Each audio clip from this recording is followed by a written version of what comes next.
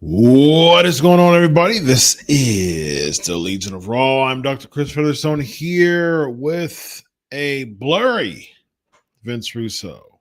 How are you? Am I blurry? Yeah, you are blurry. It's clear on my end. Well, looks like it needs. Oh, there we go. Yep, now you're good. Looks like a little autofocus kicked in, man. Little AF, ladies and gentlemen. Vince Russo, how are you, my man? I am all right, Dr. Chris. How are you, man? I'm good, man. Another day in paradise, my brother. All right, man. What icebreakers do we need to do to cheer you up from this from this evening, man? What can we do? Some karaoke, some European chants. I need something, man. These shows, they're just starting to kill me, man. I mean, it's just brutal, man. I mean. Yeah, man, I got you, brother. Yeah, man, I'm with you. I'm with you, man. It is absolutely a show for the diehards, and that's what we have to endure every week, Vince. And you know, this is something both of us have talked about every single week. It's a show for the diehards. It's a show for people who's going to say this is awesome and holy bleep and mark out when someone comes back, and that's what we endure every single week, ladies and gentlemen. Vince. All right, man. What icebreaker do we have, man? What do you want to do? What's the icebreaker? All right, let's wrap it up, everybody. All right, you guys can follow me. No, Chris, I don't know. I'm just Chris. I don't know. I don't know that with this show. Like I don't know. I can't even say that. Paul Heyman looked like a toasted marshmallow because then he'll call Sportskeeda, cry into them, and then Sportskeeda will contact me and say, Vince, you can't say Paul Heyman looked like a toasted marshmallow because then he's going to sue you and sue us. And I don't even know what to say, bro. I don't even know what to say. What am I supposed to say? Well, you said a lot right there. That'll make some headlines. I don't know what I'm supposed to say. This is an awful show. It's a miserable show. It's a massive, massive, massive waste of time. Unless you are one of these marks that believe what you're watching is real or are paying to be a part of the show, it is just a massive, massive waste of 2.5 hours. Well, since we get paid to talk about those 2.5 hours, let's dive right on in with the Jey Uso in-ring promo. Calls out Logan Paul. Paul Heyman, a different Paul, comes out instead. Paul Heyman comes out instead, and so there you go. There's a that right there in philosophy is it's but backwards.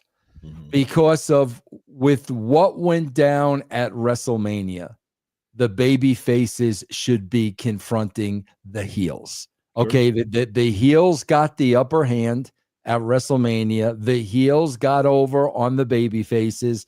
Therefore, the baby faces need their comeback. Guys, remember Return of the Jedi? Because Luke Skywalker needed his comeback. So the baby face were left on the short end of the stick at WrestleMania. This is the Punk promo calling out Marshmallow and dressing him down. But for some reason, the heel goes out there and dresses down the babyface. Then when Jey Uso says he's going to put the title on the line tonight, Paul Heyman is selling it like he's afraid when he's just putting the title on the line with for your boy. Yep. So why are you selling it that way? Yep. You should be all smiles that Jay lost his temper and now he's going to put the title up. This should be exactly what you want. Yep. So none of it, Dr. Chris, just makes any sense to me. None of it makes any sense to me. Then you got a punter literally dressing down your former champion. Bro, let me tell you something, man. With Vince McMahon, Pat McAfee is an outsider. Pat McAfee is not one of the boys. He will never be one of the boys. He was a punter in football. You think in a million years, Vince McMahon would have had an outsider dress down a talent the way he did? That's what I'm saying, Chris. I mean, I'm being honest with you when I'm telling you I'm watching a product that is foreign to me. I don't understand the rhyme or the reason to any of it, man. Yeah. I mean, it's hard to argue anything that you just said, Vince. It really is. From a standpoint of someone who's not a hardcore, diehard fan, it's really difficult to understand it.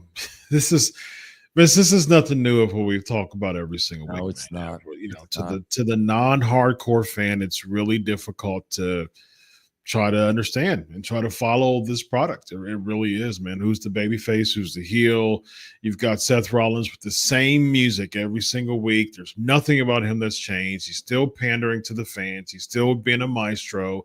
He's still causing them to sing the song and do sing-alongs. And he was supposed to make this big heel turn for night one of WrestleMania.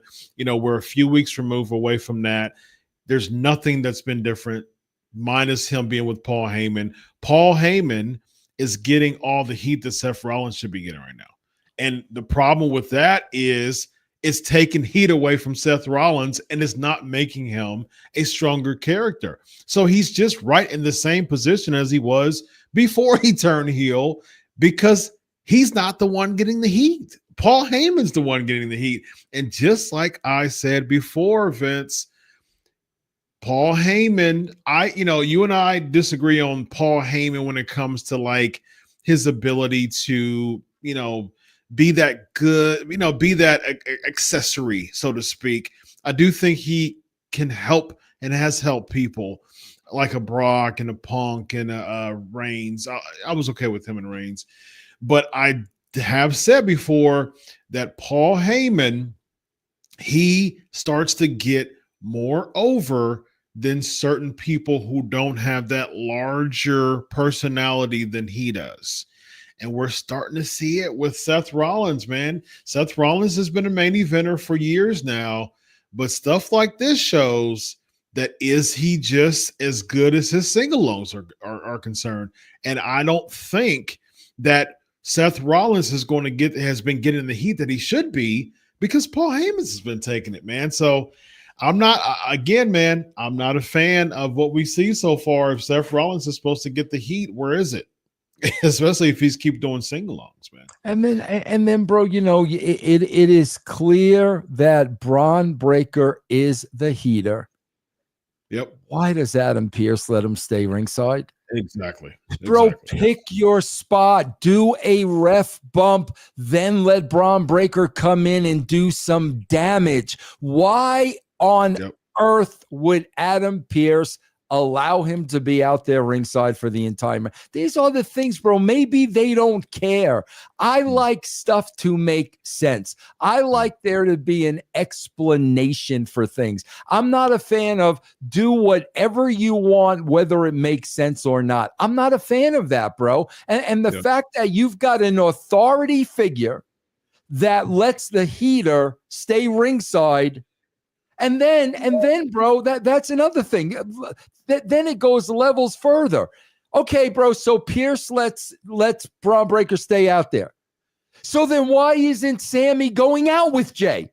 If Breaker's out there from the start, why isn't Sami going out with Jay? None of this makes any sense. But these fans, bro, it doesn't matter to them. Like you said, Chris, they are paying to be part of the show.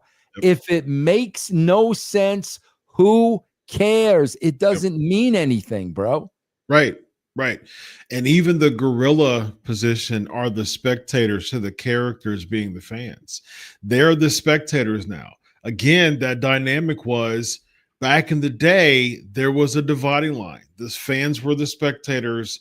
The talent were the characters. Now, even people in the Gorilla are looking for that pop, looking for that reaction, because now the characters are the fans hijacking the show, and that's what's going to cause them to say, oh, this is a great segment, because they get the pop from the fans. But with this because fans are so Pavlovian and they want to get, write themselves in the script so much that they'll hijack every segment to get themselves over. That doesn't constitute a success for a segment if the fans are reacting to the segment. With this type of wrestling that we see nowadays, fans are always going to react to a segment. Even if it's like Lyra Valkyria, they're going to do a European chant for her just to make something, just to write themselves in the show somehow. That's not a win for a segment because of that, man. And I think what we see with you back in your day, Vince, was Vince McMahon was looking at Gorilla to see if a storyline and what was being written and what that was a follow through for that. I'm looking to see if that was a successful segment, that what was planned. But now it's just, hey, let's schedule a match, and it's a win if the marks react to it, which they always react to it. So it's not really a good litmus test anymore, man. Yeah. Let's get to backstage. Paul Heyman, Seth Rollins, Bron Breakker. What'd you take of this? Paul Heyman's like explaining to Braun Breakker why the plan was successful and Braun just stays there.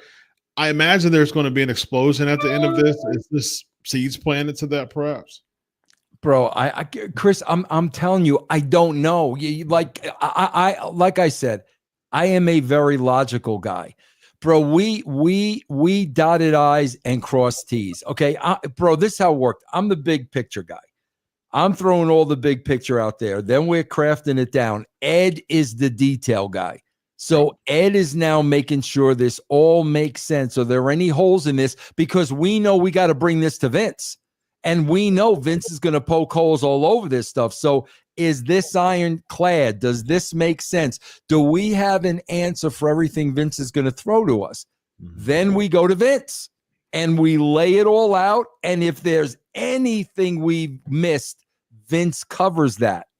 So there were layers, bro, and there were tiers. You don't have any of that here, Chris. And you just wind up watching this show like, what? Huh? And here's the bad part. It's not a what good, good where you want to try to figure things out. It's a what, what, where you don't want to watch it. Those are two completely different things, man. It's true. Yeah, that's very true, man. We got some super chats. We'll tackle those at the end, I'm sure, just like every single week, man. Y'all, first of all, y'all got a lot to say, which is fantastic. This show is becoming, if not the most popular post show on in the interwebs, the internets, when it comes to post show shenanigans, and we really appreciate that from y'all. The super chats have been aplenty, so we thank you so much for continuing to fill up with super chats, because clearly all of you have something to say, and that's fantastic. So we'll get to those super chats at the end of the show. We got Penta and JD McDonough, pretty I mean, what do you say about this, Vince? I mean, again, Chris, we're going to Penta and Dominic. So what? McDonough's going to upset Penta, right? Yeah, you think? Come on. Yeah. And they're bringing in, with all these, and again, man, I've said this before. I'm not a fan of. I'm not going to celebrate releases. We'll talk about that more when it comes to releases. I'm not going to celebrate it. I do have my thoughts on it, which I'll get more into outside of this show. I'm sure we'll have, you and I have shows talking about that soon. But at the same time, I'm thinking like, man, with all these cuts, like what value does a JD McDonough bring outside of just being fodder? He's Finn's buddy. He's got that. He's got that. Bro, what do they call it when you give family jobs. What do they call the nepotism? Right. Bro, it's all what you're seeing is nepotism, bro. You are seeing nepotism all over the place. You're seeing Sean's boys and Sean's girls and Triple H's boys, and if you're not one of their boys or one of their girls, they're gonna let you go. Finn is Triple H's boy. McDonough is Finn's boy. That's how it all works, and that's how it all revolves, bro. And you could see it a mile away. You look at JD McDonough, and it's real simple. What value does he have on the show? You're gonna sit there and tell me JD McDonough has more value than Braun Strowman? You're gonna tell me that with a straight face? Really? Well, Braun Strowman doesn't have a job, and JD McDonough does. So you tell me why. Right. That's a good point. We got Grayson Waller versus Adam Pearce. Well, he's with Adam Pearce and interrupted by Austin Theory. Waller gives Austin the match instead.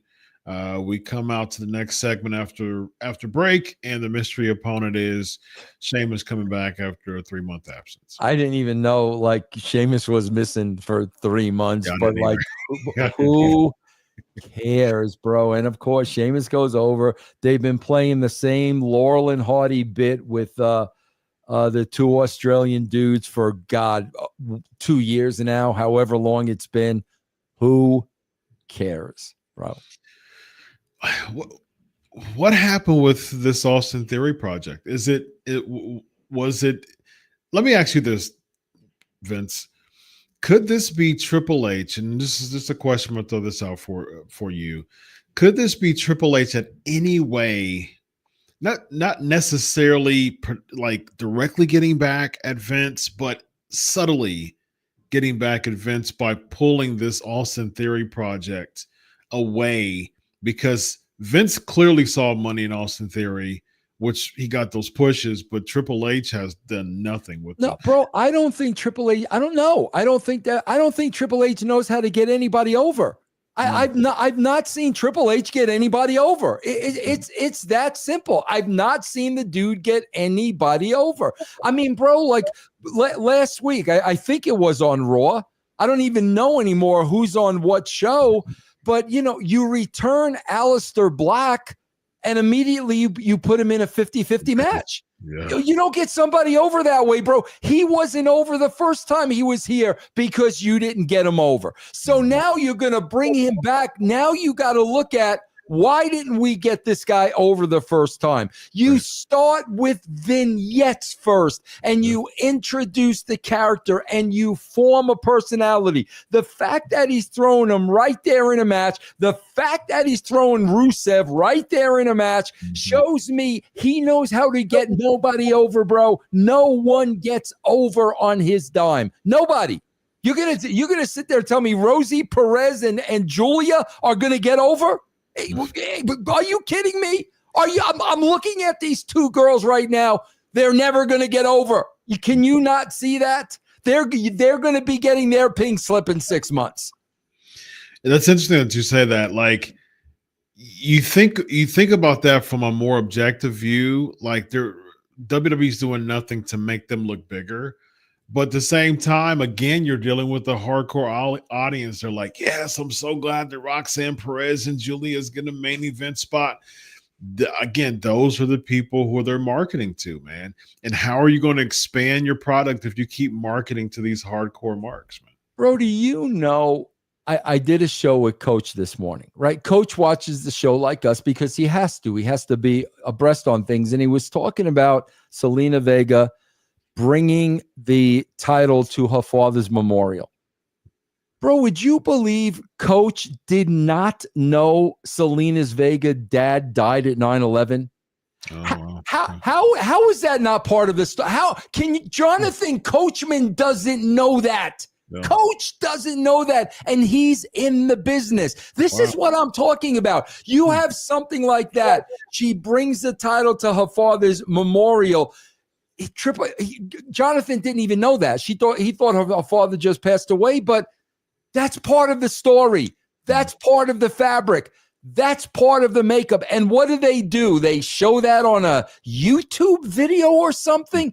This is what I'm talking about, not having a clue how to get people over. I promise you, bro, if everybody knew her father died at 9/11, now she's bringing that title to his memorial. Yeah. You're looking at that girl a completely different way. Triple H has that, and we're going to totally ignore that? Yeah, that makes sense, especially if she's using, if that moment is so poignant to her, which it should be. I think it was a very poignant moment. I thought it was fantastic. Why not bring the emotion, when it comes to that? What says United States, from a poignant perspective more than the 9/11 tragedy. I mean, that's one of the most unified moments of United States history. And it would make sense of why Zelina Vega is going for the United States Championship because of things like that. Why don't you make that more, I always say, layers? Why don't you bring those necessary layers? And fans would absolutely love being a part of that moment where she's, honoring her father winning the United States Championship and saying this is for him. Man, amazing. Chris, I can answer that because I'll tell you exactly what's going on, because I know what's going on, because I know there. Bro, you got a lot of politics happening right now. You got a lot of politics going on with Ari and The Rock and Triple H. There's a lot of stuff going on. Okay. So Triple H is right now involved in a chess game that could literally mean his job. Okay, how am I going to move the pieces around? Very meticulous, very careful. Bro, that's all fine and well because that's a part of wrestling, but you can't also be head of creative. Right. You understand what I'm saying? Because that's where all your attention is going to go. Yep. That's where, if you're in survival mode, bro, that's where your attention is going. The creative is secondary. Mm-hmm. That's the issue, and that's the problem, and that's why he should not be in the spot. Yeah, well said. Yeah. On top of that, Vince, I think the overproduction is diluting the creative process too. I mean, you have to, produce Raw and SmackDown and Speed and NXT and now LFG and and it's like Worlds Collide is coming up. You're having a 7-hour day of pay-per-view with separate tickets, by the way. I don't know if anybody noticed that. They kept saying, individual packages. So you have individual ticket prices for Worlds Collide. And I think it's like $1,100 or something like that for a VIP for Worlds Collide. And I don't even know the Money in the Bank tickets. I'm sure that they're ridiculous too. So if someone wants to go to both events, they're probably going to spend $6-7 grand, for that. I'm just like, man, you can tell that this has become a business. I don't care about your 12-year-old kid that want to come to the event. I just want you to swipe your credit card, and I want to fill the seats in the front, man. And people, if people are going to swipe, they're going to keep those prices up, man. The only way that you can rebel against that is not spend your money. Yep. Otherwise, they're going to keep the tickets up, man. That's exactly what they're going to do. Let's see. We got backstage Judgment Day. AJ Styles comes in, says he wants IC title. Flubs a lot during this segment, man. What do you think that was all about, Vince? And again, bro, these should be pre-taped during the show, so they are no flubs, and everything is perfect. And if you don't like it, you could do it. And I don't know why they don't. Yeah. We have Chad Gable approached by New Day. Becky Lynch approaches and then walks to the ring. Then we get the promo with Becky Lynch, interrupted by Lyra Valkyria. Vince, before I get your take on this, what do you think about this, man? I don't know if you noticed this.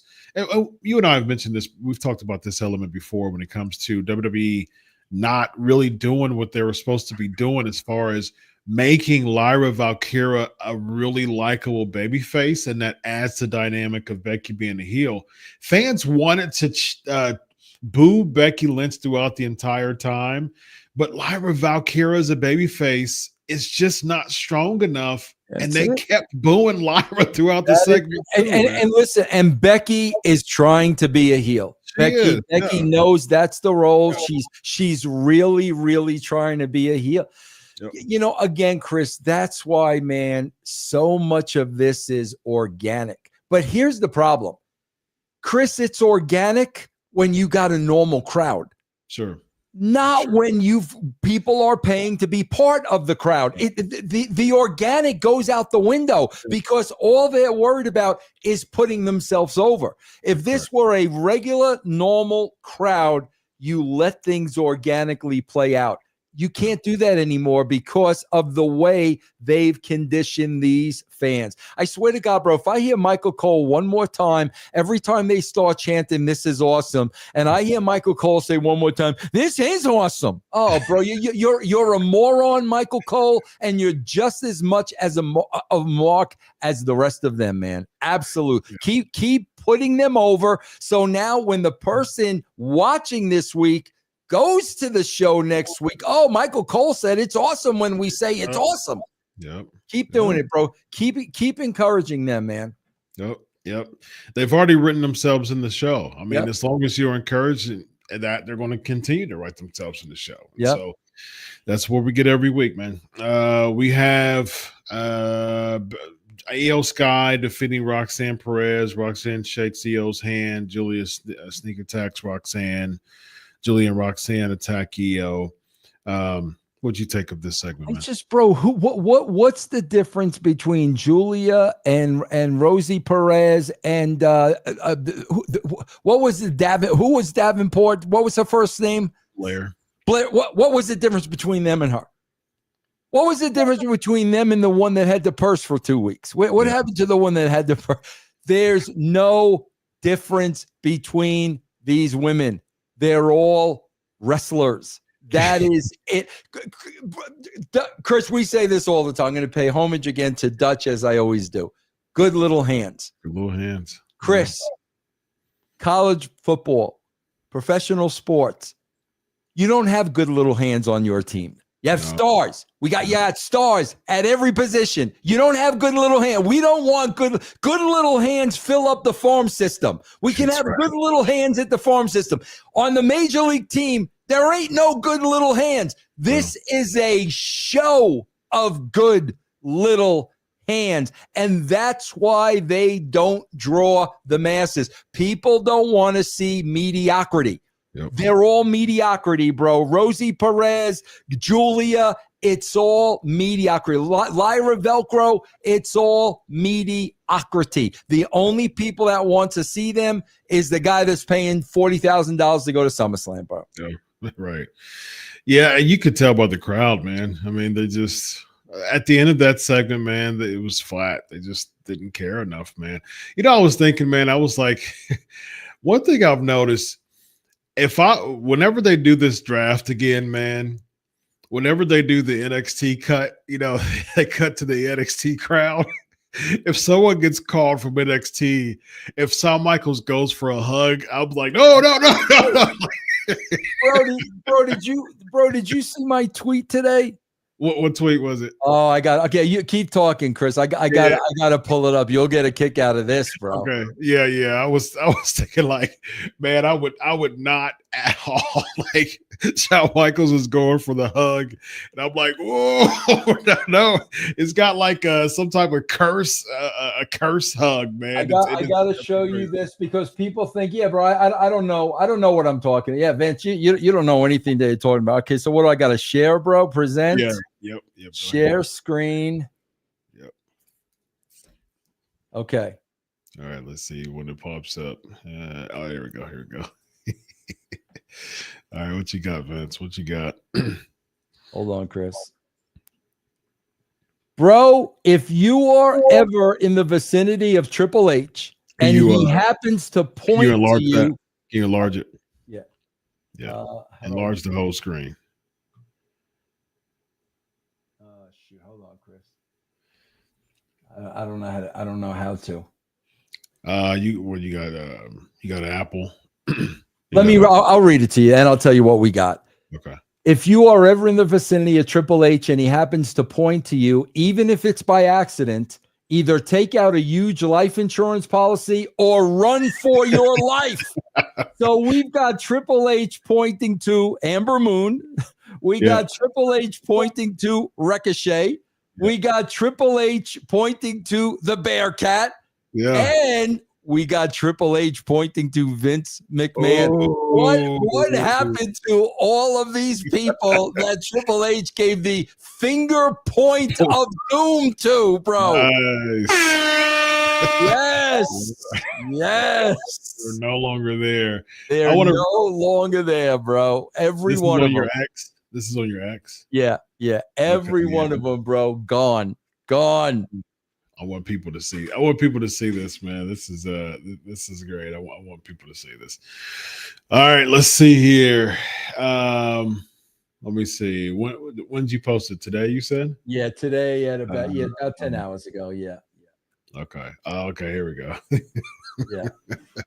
Yeah, I'm about to enlarge this, man. Yeah. Look at poor unknowing Vince. Look at poor Vince. Had no clue what was going on at the time when he got the finger point from Trips. Look. The finger point gimmick. Yep. All right, here we go. Let's see here. Yeah, this is good, man. All right, there we go. There you go. Yeah. If you're ever in the vicinity of Triple H and he happens to point to you, even if it's by accident, either take out a huge life insurance policy or run for your life. There it is. Examples right here. There it is. Yeah, man. If Triple H is doing the point gimmick to me, I'm like, oh, bro, I swear to God, man, if Triple H is calling me over and I think he's doing the point, man, I am booking the catering, man. I'm sorry, absolutely. Bro. Absolutely. Yeah. Man, welcome back, Vince Russo. Oh! Yeah. And there was also one of him. I found one of him pointing to Sasha Banks, but I didn't have enough. I couldn't have 5. I could only choose 4. Oh, got you. Yeah. That's the real finger point of doom, ladies and gentlemen. Yes, it is. We have Rusev and Otis, man. Rusev already, man, not getting the reaction that's I imagine they want him to. It just fell flat, man. And again, bro, it's like he's this killer, and then Otis is throwing him over the top of the announce table. Okay, exactly. Well, now we're back to 50-50. Exactly, yeah. And some are cheering, some are booing. Again, man, he's trying his best to try to get that heat, but it's like you're going against the grain. Why are you doing this stuff, man? If people want to cheer him, it just doesn't make sense. It makes both the babyface and the heel look weak, especially if he's doing 50-50. And why do 50-50 with Otis and then absolutely obliterate him after the match? Like that doesn't make sense of why this is your first match back in 5 years. And wonder if people didn't follow you in AEW. And they're like, oh, okay, yeah, I remember him. And he comes back and he goes 50-50 with Otis, who doesn't have an impressive win-loss record. Why would you think that he's no more than a mid-carder right now? Like, you know what I mean? Yeah, there's no way. And Akira Tozawa is the one who looks stronger than Otis at the end of this segment, man. That doesn't make sense at all, man. All right, let's see here. We get the Gunther McAfee face-off, man. I wrote here, punter buries star. Okay, you want a punter to bury the guy who used to be your world champion. Fine. Yeah. I hate that, bro. I hate that stuff. I just absolutely hate that stuff. When McAfee was popping off to Gunther like that, he should have grabbed him by the throat until his eyes popped out of his head and absolutely destroyed him. Yeah, I think that he will get destroyed on again, I said this before, man. It makes sense for him to get destroyed at Backlash. But again, I say because they are booking for the pop every single week, man, they want that one pop moment at least of McAfee doing a moonsault or Well, doing one come from behind. I'm hearing through the grapevine, Chris, this match at SummerSlam, guess who's going to make the save for McAfee? You said at SummerSlam? You mean Backlash? Yeah, at Backlash. Who? Goldberg. That's how they're going to get out of the match. Interesting. Okay. That's what I'm hearing. So we get Goldberg, Gunther. So SummerSlam. So 3 months out, they're doing this save for 3 months out. Really? That's what I'm hearing. Yeah. Fans. So you gotta hit with Goldberg. It's tough because you want to hit them with Goldberg quick and fast and in a hurry because they'll still do the Goldberg chants and cheer for him. But you start to taint that with the internet influence. That starts to bleed over to the crowd because most of the crowd are internet marks.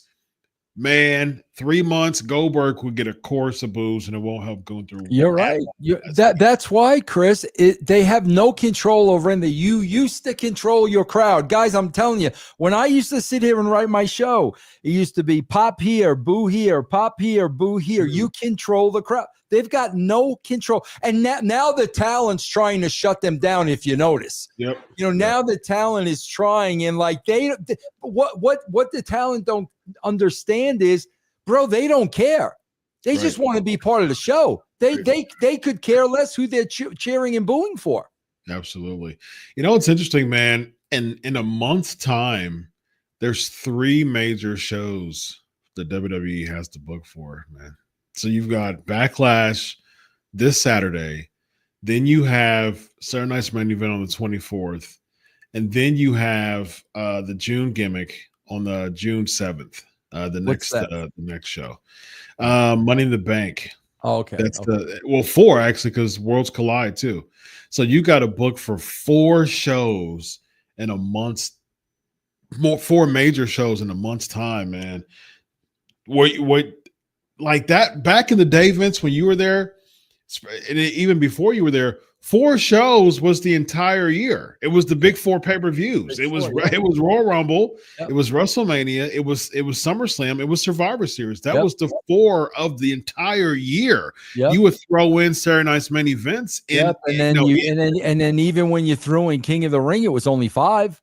Exactly. It's 5. Now you have 4 in a month that you have to plan. 4 shows in 1 month, man. And it's like, wow, I can't imagine people in the office, man, trying to produce. And that's why I'm like, that's the reason why a lot of times they're just scheduling these matches and just allowing the fans to just, take control. Well, bro, let's face it. They had up on the screen today as I'm watching the show, on the left-hand side of the screen, they had the Backlash card. Bro, it's a Raw. Yeah, that's all it is. It's a Raw. It's not a. This is not a What is it? PLE. This is not a PLE card. It's another Raw. That's all it is, man. Yep.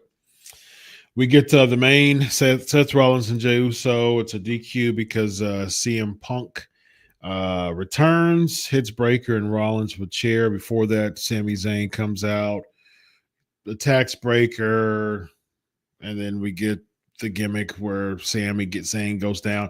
It looks like we're going to get a tag team match either at Backlash or Saturday Night's Main Event. I was saying the same thing. But again, I'm looking at this picture at the end. I'm looking at this picture in the end. There's 3 baby faces and 2 heels. Yeah. So who's the underdog, bro? Exactly. Seriously, like there should be 3 heels and 2 baby faces, and the heels should be getting heat. But we've got three babies in the ring, and we've got the heels powdering out. And where's the heat in that? And why isn't Logan Paul there? Like either he's going to be booked for him and Jay either at Backlash or Saturday Night's Main Event, right? Just 2 weeks after Backlash.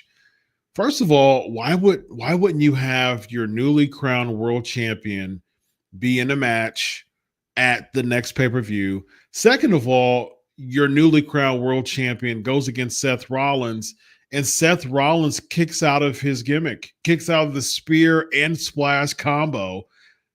And for some odd reason, you don't think that that's not making him look weaker? Bro, not only that, do you recall a couple of years ago what happened to the curb stomp? Mm-hmm. Remember, Chris? It was banned, yeah. It was banned because it was so dangerous. Yeah. 2 curb stomps could not win the match. It was banned, and now 2 curb stomps did nothing. So what are you going to do next? What are you going to do next now? That's true, man. Oh, man, bro. Yep. People were saying Logan was there after the show ended. I'm sure he was. I am sure he was, bro. Because he's there. He's physically there. Yep. You had over 2.5 hours to insert this guy once dark match in a segment to have him. Last week, you Jey Uso, he got knocked out, and after all of that, you do nothing the week after to, man. All right. Makes no sense to me at all, man. All right. We got these super chats, man. Again, thank you for continuing to support us. We got Cliffside, $10.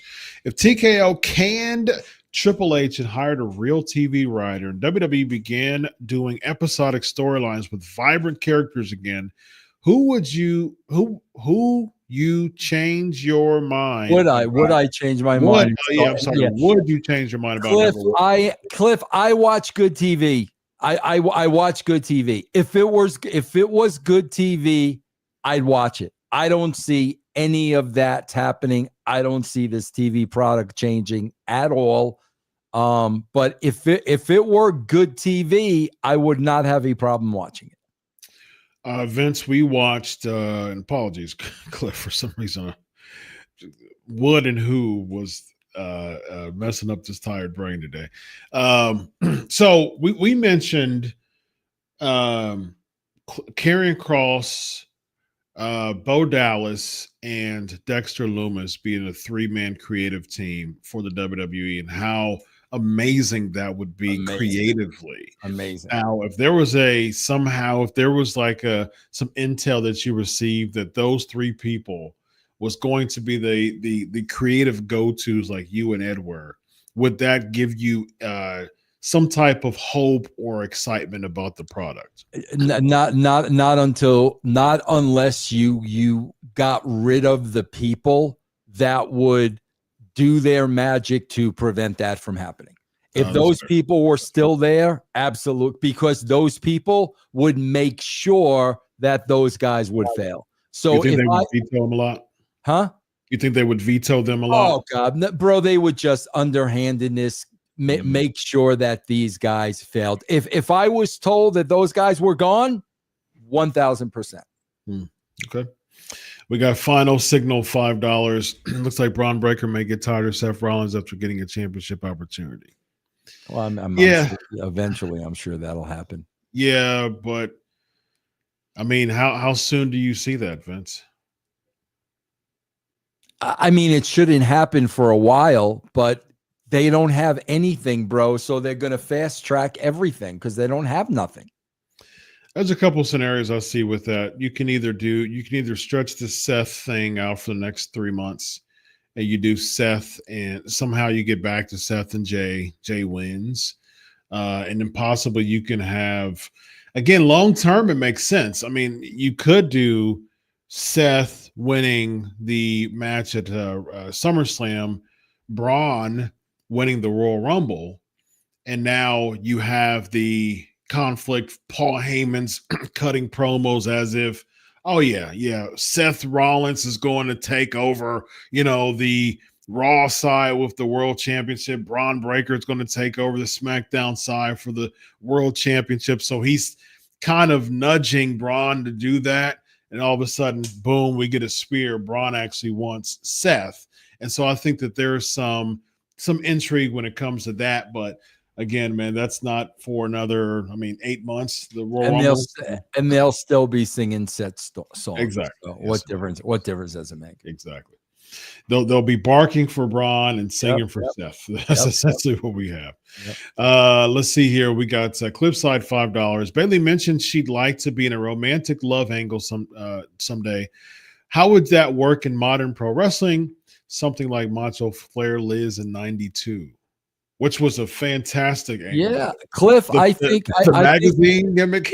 I think it could definitely work. There's no question in my mind it could still work. But, bro, they got to get off the wrestling. That's all this show is, man, is wrestling. Every promo is about wrestling, and I'm going to beat you up, and you're going to beat me up, and I'm better than you, and you're better than me. Until they get away from that, you're never going to see something like that. Agreed. We get Shots Capalat 199. Realistically, entrance music shouldn't prevent pins. That's a good point. Yeah, that is a good point. Traffic jam. Pat McAfee called Michael Cole the goat. Laughable. Guess what the fans start chanting? Michael Cole. You see how easy it was? See how easy it was to just like that. I mean, you would have talked about a Pavlovian response for Pat McAfee to say the walking, talking goat. And just like that, Michael Cole. And it's like, man, this is all we need to get that response. Oh, it's easy. It's easy money. Awesome Sauce, $2. Can y'all do Rollins' naval voice? Very nice. Very nice. I wasn't even going to try, Chris. Very nice. Thank you, man. We got Awesome Sauce, $5. Vince, can you end your next book with the last page saying, and that's a shoot, bro? I will. Yeah, that's not bad. I might add that in, Awesome Sauce. The very last line of the book. Thank you very much. There you go. The Truth Stand, $2. I thought Paul Heyman was going to have a stroke. Easy. Hey, make sure Sportskeeda cross that out, bro. Yeah, cross that out, man. We'll edit that one out, man. Edit that out, man. Dez 499. Steiner Math. I'm 41 and I've been watching WWE 40 years. This product feels like a woman you've been in love with your whole life doing you wrong. That's a great analogy, Des. That's a great analogy, man. Yes, indeed. Well, Chris, we were saying all along the build up to WrestleMania. We kept saying, you think this is bad? Wait till it's over. Yeah. I love the way, bro. I swear to God, I still cannot get over the fact Cody Rhodes gets screwed by a 150-pound rapper out of the world title, and we've yet to hear from him. That's correct. That to me is amazing. Amazing. Yeah. What's the last time we saw Cody Rhodes? WrestleMania. He hasn't been on SmackDown at all since then? No, wow, not at all. He has not. No. Wow. No. I know that Cena's booked for SmackDown this coming Friday. Cena and Orton have been on SmackDown. Cody's nowhere to be found. Wow. Is it just a matter they don't have anything for him, you think? That's it. Wow. Yeah. That's it, huh? Can you imagine a rapper? Can you imagine Flavor Flav? Yeah. Oh, good comparison, by the way. Yeah. Screwing Steve Austin out of the world title, and we don't see Austin for 3 weeks. Yeah. Can you imagine? In what world would that ever happen? Yeah. 2025 WWE world. That's bro. And that's how you bury talent. That right there is how you bury talent. Do you think, and I'm going to throw this out here just because it's our show, we can say almost everything we want to say. So when it comes to Cody Rhodes versus Travis Scott, ladies and gentlemen, do you think it will happen? Well, you know what they're talking about for SummerSlam, Chris? Oh no, Vince, what? They're talking Cena and Travis Scott and Cody and Bad Bunny. That's what they're talking about for SummerSlam. I have heard that. Oh, I can't wait to. How much? 40 grand? I'll give you 50. 40 grand. Yeah. I'll give you 10 more, bro. I'll give you 10 more. You book that, I'll give you 10 more, bro. You know what they should start doing, Vince? They should start auctioning front row tickets, and I'm sure that they'll probably get to $100,000 easy. Man. Absolutely. That's a great idea, Chris. That is a great idea. That's a great idea. Let's see. We got Here we go. Traffic jam, $2. Russo writes storylines better than these high school geeks. Oh, wow. Bro, you know what I would love, bro? I swear to God. And I think this would outdraw Raw. Bro, I would love to do the Attitude Era animation. Same characters, let the talent do the voiceovers and make it animation like it's the Attitude Era 2025. I guarantee you that show would outdraw Raw. I guarantee you. Wow, interesting.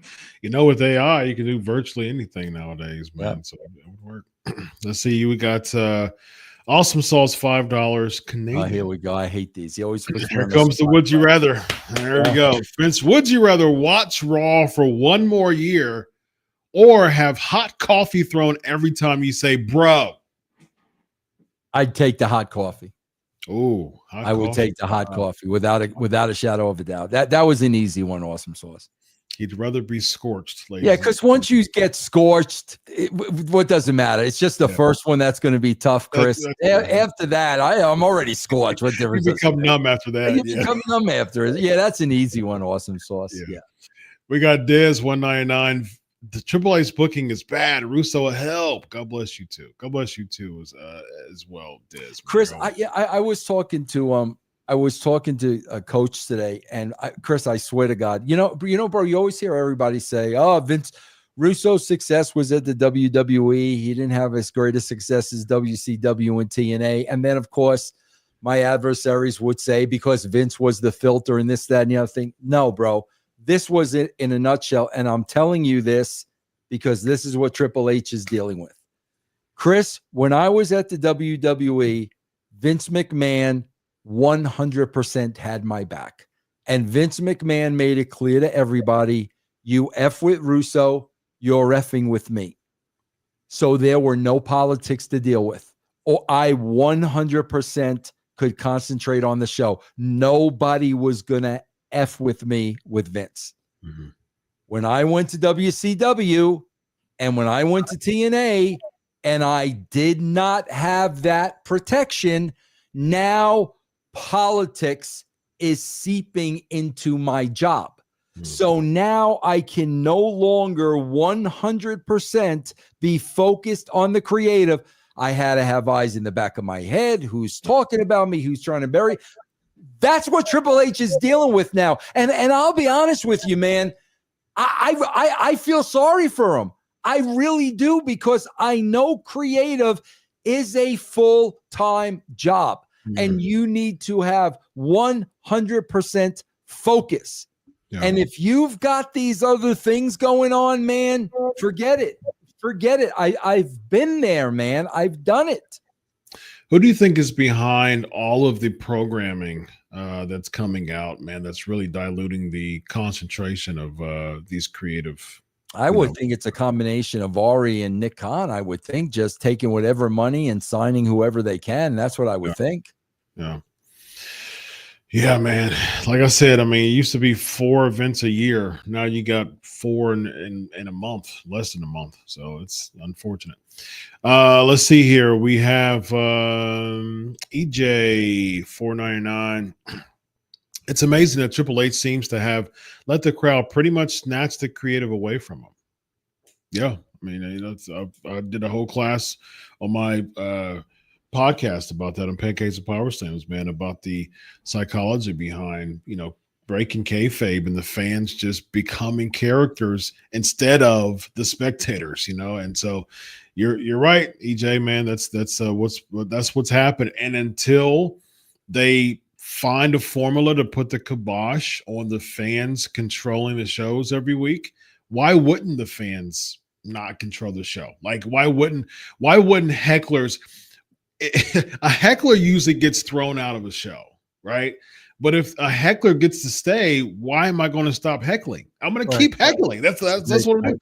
And especially if I'm getting, you know, 1 dozen, 2 dozen, now 100, now 500, now 1,000 people heckling. It's like a person starting a wave or a round of applause, right? Like when you start doing those things, you feel empowered. You feel like you're the one who started. Like if you're the one, the whole arena is now doing the wave. I did that. So if you start chanting something and now the whole arena is chanting something, you just put yourself over right there. Bro, you know what's the amazing thing? And again, this is part of the WWE has allowed it. They've promoted it. They've welcomed it through the scrums with the, all that stuff. Chris, in the Attitude Era, how did people represent themselves? What did they do? They brought a sign. Yeah. They brought a sign. That creatively, they brought their own little sign, hoping that their sign got on TV. Yep. The sign didn't disrupt anything. The sign didn't change the game. The sign didn't have any influence. Guess what? That's being a fan. That's knowing your role as a fan. I am going to bring a sign to promote my favorite wrestler or the guy that I hate the most. That's your participation. That's right. Absolutely, man. Let's see here. We have Ty, $5. Off-topic question. If you had a chance to write for a comic book hero or villain, who would it be? Big two, only as they are more well-known. Well, what does he mean by big two? I don't know what he means by that. I am not sure. My guess would be Marvel and DC. Oh, okay. I would, well, definitely Batman. I mean, Batman is my all-time favorite without a shadow of a doubt. If I had to do something, I would probably, as a kid, growing up as a kid, I was a Spider-Man guy. I would say Batman and Spider-Man. Nice. We got Andrew 199. Logan Paul knocked out Jay off here.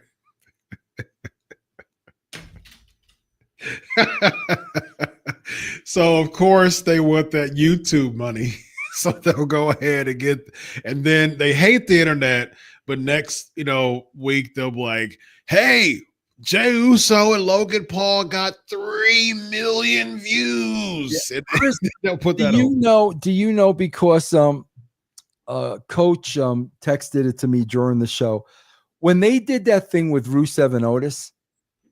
Bro, do you know that clip was on YouTube like a minute later? Really? I don't understand. Like, that's okay with Netflix? Yeah. I don't understand how that works. Yeah. That's interesting, man.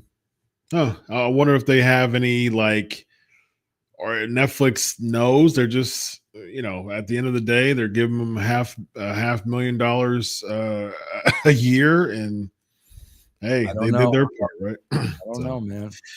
Let's see here. We have Benjamin 199. Does Rollins' group have a name yet? Supposedly they had a name, but I ripped it to shreds on the Coach and Bro show. So I think they went back to the drawing board. Bro, you know what the name was supposed to be? And I had a field day with it. The Trifecta of Terror. That's a shoot? Yeah. Well, that's what I had heard they were discussing as a shoot. And I was like, really? And wow. Yeah. So Heyman's the third member of the Trifecta? Mm-hmm. Wow. Oh, that's a horrible name. Ronnie Las Vegas, $2. Lyra Velcro is Finn Balor with a sex change. Boo. I got to tell you, Ronnie, that's not take the sex change part out, but that's not a bad comparison. She kind of is in the role of a female Finn Balor. Yeah, I can see that part. Yeah. Ronnie, $2. They got to get McAfee off commentary. He's they love him on commentary, man. Yeah. I think, I like McAfee on commentary, man. He adds you call it color. I mean, yeah, he can get extra, but that's just his personality. I'm old school when it comes to color commentators, man. The color commentators are the ones who have all the personality. Wow, gorilla. That's the Jesse Ventura, right? And Bobby Heenan calling people humanoids. I mean, and stuff like that. That's what even Lord Alfred Hayes. You know what I mean? Yeah. That's what I was used to. And even Jerry Lawler, people who had that charisma in that color commentary, bro. I think a lot of our color commentators, they've been so just by the book, calling, adding to the play-by-play and not showing their personality, that we've missed a lot of that. That's the reason why I think that Pat McAfee is a breath of fresh air, in my opinion. We got Final Boss, $5. In season 3 of Netflix Squid Game, they should use Triple H's Hall of Fame statue for a finger point of death game to shoot whoever points Oh at my gosh. Very nice. Very nice. We have Ronnie Las Vegas, $10. It should be Rollins, Gunther, Braun as the heel group, terrorizing the roster with Seth as the champ. I wouldn't just have Rollins win here tonight. I would have just had Rollins win here tonight to establish that title changes can happen on Raw. Yeah, I mean, I wouldn't do the knee jerk. I would give it a little bit more time. The only thing about these factions, though, man, is somebody has to stand in front. And that's the reason why I'm not a fan of it now, because Seth is standing in front. Yes, I imagine it's going to be seeds planted, but still, Vince, I don't understand that we haven't received it. Why did Braun, who was just the Intercontinental Champion multiple times, who was doing more than well by himself, who was still rising in the card by himself, what made him decide to align with Seth Rollins and Paul Heyman? Because Paul Heyman's the wise man. Okay, sure. If he's the wise man, he came out for Roman Reigns at Run WrestleMania and he lost. Right. Then he came out with CM Punk in another WrestleMania and he lost. Right. So if there's a pattern about this wise man, I wouldn't want to come out with Paul Heyman at WrestleMania, because there's a track record of him losing against the people that he's I've said that all along. I said when Roman lost to Cody, the wise man gimmick should have been over. Yeah. We got Traffic Jam, $2. WWE is about trends and followers. Problematic. Yeah. We got Ronnie, $5. Jake kicked out of 2 curb stomps, a superplex into a Falcon Arrow, and a pedigree. Why bring back Goldberg? Nobody sells anything anyway. Yep. What do you think? Why bring back Goldberg? For the pop? Well, they won't get it. It won't get a pop though. It'll get a reaction. Maybe bring some casuals over for a SummerSlam, I guess. Let's see here. Who's Dad? $5. If kayfabe is revived, and as long as it stays protected, the rest of creative is easy. Your guys' thoughts? Well, bro, I've said this all the time. Who's Dad? Bro, the show writes itself. I mean, if you are true to your characters and do not listen to the fans, the show will write itself. Sure. If everybody acts accordingly and within their character, the show writes itself. But in other words, Cody Rhodes would not be off the show for 3 weeks. Yep. So the show writes itself if you just go with the flow. Indeed. I think we need that element again, man. I mean, wrestling isn't real, right? So it's like, why not have kayfabe? Because wrestling is not real. It's choreographed. Yes, it is physical. It's absolutely physical. You can never take that away from any of the athletes. But at the same time, it's staged, it's choreographed. People know newsflash, people know the results before they get into the ring. So why not aim to suspend our disbelief, then to make it as real as possible and going to the edge of let's just make this seem real, and people are getting hurt. I mean, you have injuries like crazy now. Bianca Belair just broke her finger. Kairi Sane was out. Asuka's out injury. Like Rey Mysterio.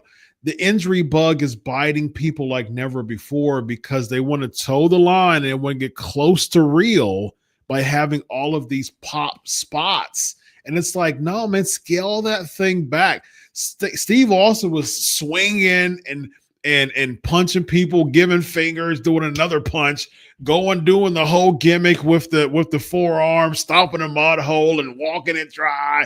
Hulk Hogan was getting up and hawking out. People were getting ovations. He was saying, you know what I mean? Like, he did a leg drop for a finisher for 40 years. Those are the things that pro wrestling fans were intrigued in. It wasn't no moonsaults, no flips, no Canadian destroyers. that feels the same. That feels like if everybody's doing it, nobody's doing it. Yep. And that's the thing. What made Hogan is nobody hawked out like him. What made, someone like an Andre, he was so colossal, and he wasn't giving in to moves. He wasn't doing 50-50 with people at 7'2", right? So Warrior shook the ropes. Yes. And he was 10 times over than 95% of their current roster. He ran to the ring and shook the ropes. Correct. Yes. Yeah, and Honky Tonk Man came out, didn't know how to play guitar. His life depended on it. Did his little gimmick. Yeah, absolutely. The shake, rattle, and roll, which was the worst neck break I've ever seen. And what about all the high risk maneuvers King Kong Bundy took? This is what he did, bro. Yes, exactly. That's what he did. He put up his hand for a 5 count. That's what he did. Yep. After a splash, I'm not done. 2 more, 5. Big E was inspired by that in his NXT days. Yeah, I mean, those are the things that caused people to get to the dance. That's what brought you to the dance. Why take away from that? Because the fans are controlling the way that you're booking and wanting. You're not going to be how dopamine works, Vince, especially when you're addicted to it like these marks are. Nothing's going to be satisfactory. Right. Nothing's going to work, because what happens is what's called the Coolidge effect. You plateau, and then you have to raise your interest to reach a plateau. So what happens is you'll do a spot and you'll get a reaction here. Now you have to do this to get the same reaction, and that's plateau. Now you have to do this to get this reaction, and that plateaus. Now you have to do this to get this reaction, and that plateaus. And that's the reason why we see what we see in wrestling nowadays, and why people are getting hurt all the time. Let's see. We get what else we got? We got Vintitude 499. I guess we won't be guns out on TV anymore. There will always be memories. We didn't pay respects to the whoop whoops, Chris. Oh, man. We need one of those. Remember we did that to the so Sportskeeda did a gimmick for the what other team we put over? Oh, I know what you're gonna. I don't even remember the guns out. I don't even remember what they were calling themselves. What was the gimmick? It was such a horrible name. Eva Marie, and Ash by Elegance, whatever. Dana Brooke. The gun gimmick. Yeah, what was their name? What did we give them? All right, Sportskeeda Nation. I know that y'all know. I know that y'all. What game? What? The Bounties? Yeah, the Bounties. Yes, we've lost the Bounties. We've lost the whoop whoops, man. Yeah, man. We put the Bounties over, and they left. Unfortunately, we put the whoop whoops over, and they left. Well, Sportskeeda. I know that the execs are watching this show, man. Send me over a video. It's similar to what we did to tribute the Bounties. We got them so over that Eva Marie started following both of us on Twitter. We got them so over that we did a gimmick. We did a video, tribute video. So we need one for the whoop whoops, man. So I'll get that for us for next week. All right, let's see. We got Yvonne, $2. And out of the whoop whoops, can we get one more dance? Whoop, whoop, whoop, whoop, whoop, whoop. Somebody had a good point. I swear, guys, it's this simple. Somebody had a good point. One of the whoop whoops was very, very, very attractive. Very, very pretty girl. Very attractive. Somebody said it on here. Bro, what if they both had a crush on the same guy? Okay, what if they both interested in one of the wrestlers? I guarantee you they'd still have a job today. But what did you do? You put the whoop whoops out there, and they were good little hands like the other good little hands, and all of a sudden all the good little hands start weeding each other out. You give them a storyline, and don't even put them in the ring to wrestle, and they have a better chance of getting over than to just wrestle a meaningless match. Good point. Yep, good point.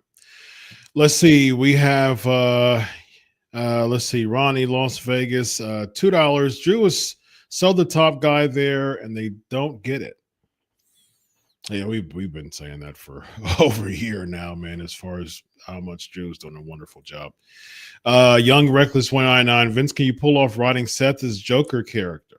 Yeah, I definitely could, but he doesn't do anything. Well, I don't know. I still don't know what Seth's character is. I don't know what his character is. Yeah. He's a maestro, man. He's a visionary and a revolutionary, man. Yeah, that's right. That's what he is. Yes. Yeah. Dan 199. Fight the Power. What? SCSA and Public Enemy promo.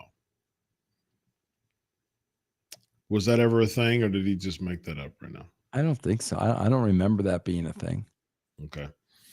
We got a Hamp Connell 499. Hey, Vince, when you were writing, what would have been your reaction if a talent said they wouldn't be on the show for 3 weeks after a huge angle? A talent would never say that. That's not coming from talent, bro. They're writing them out of the show. That is not. I promise you, Cody wanted to be there the Monday after WrestleMania. That is not coming from the talent at all.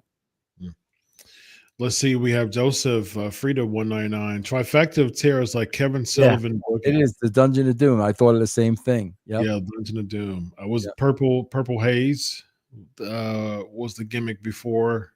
They had Mark Lewin like back in the early. That's when Woman was the. She was on there too. She was one of the like the manager like way back in the day. We got Match Mania $5. When Theory was screwed by the mystery opponent's identity, I thought it was going to be someone like Omos, a true monster. Instead, it's just Sheamus. Yep. I mean, the fan they don't care anymore. They don't care anymore. Match Mania. They'll throw anybody out there, and the fans will react. You know, they'll do a European chant, or they'll do anything to put themselves over. So they don't care who's out there. They know the fans will react. Ty Salters, $2. Pat loses equals dead cold, no shield. 2 new announcers. Well, I doubt that's going to happen as far as just making Michael Cole, writing off Cole too. Could they write off McAfee? Perhaps. We'll see. Awesome Sauce, $2. George Steele printed money by eating turnbuckles. You know, that's so funny that Awesome Sauce said that because, bro, as crazy as this sounds, you went to a show to see George the Animal Steel eat a turnbuckle. Yep. You went to a show to see Chief Jay Strongbow get pissed off enough to get into his war dance. Yep. That's why you went. Yep. That is why you went, man. And look at today, man. Look at. Yep. I mean, you got Memphis, Vince. Memphis paid big money to see the Hawk Up spot of Jerry Lawler. Here comes the strap coming down. Yeah. Everybody in Memphis is going crazy just because the dude put his strap down. Yeah. Stuff like that is less is more. You can it's when you recondition someone, you unlearn to relearn. That's what we call it in the psychology field, reconditioning. And so you unlearn to relearn. And so basically it's possible to really recondition anything. You have to scale it back. Yeah. And you have to, it might be a little tension in the beginning. You might get the internet mark saying, well, I can't believe this is happening. Like, it's okay. That's normal behavior when it comes to deconstructing in order to reconstruct. But here's the thing, man. It's going to be better in the long run once you recondition, because it'll get back to putting down a strap, getting over. You know what I mean? Eating a turnbuckle, getting over. It's not going to be people having to do so much in order to get the same pop as before, man. Yep. We have West Hill, $10. Vince, the clip of the red paint missing Nash on Twitter has been showing up a lot on social media lately. Do you remember what happened with that? Yeah, I do remember that vaguely. Wes, either Kevin was standing in the wrong spot, or they told him to stand in the wrong spot. He was obviously standing in the wrong spot. How that happened, I'm not sure. We have Match Mania $5. Theory Waller actually have a personality and look great. In what world is a guy like Rusev or Aleister Black pushed and they're sidelined like losers? What do you say about that, Vince? I say they still, bro. They need a character, man. A foreign accent is not a gimmick. They need a character. Yeah. A foreign accent isn't a gimmick unless you're making it a gimmick. Unless you really hate, America. Why do you hate America? You know what I mean? Like that's the thing. Ludwig Borga. I told you before. I love pro wrestling documentaries, old school pro wrestling documentaries. That's the reason why I love Dark Side of the Ring. I love that history, man. And the Ludwig Borga one was really good. And just like it didn't really catch on as much as they wanted to.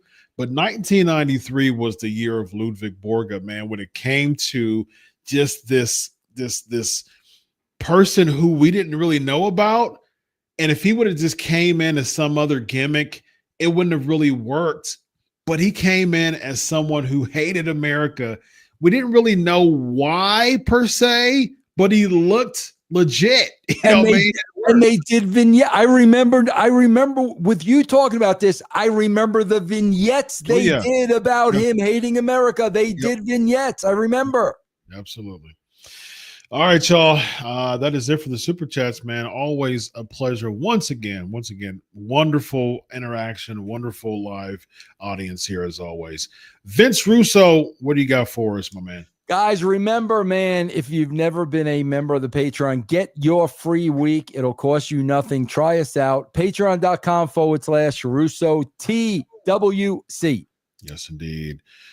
Tomorrow, I'm going to do a poll. Follow me on Chris Prolific. I did a poll a couple weeks ago of which I got a couple subjects, and I want y'all to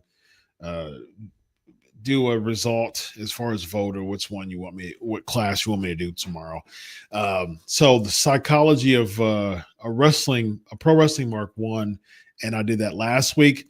I got a couple topics that I want to talk about that's really been coming up over the past weekend that I want to do a class about tomorrow. So follow me at Chris Prolific. Look for that on Twitter, and I'll have those two subjects for y'all to vote on, and that will be the show for tomorrow. So this guy right here is Vince Russo. I am Dr. Chris. This is the Legion of Raw. Have a good night, everybody. Whoop, whoop, whoop, whoop.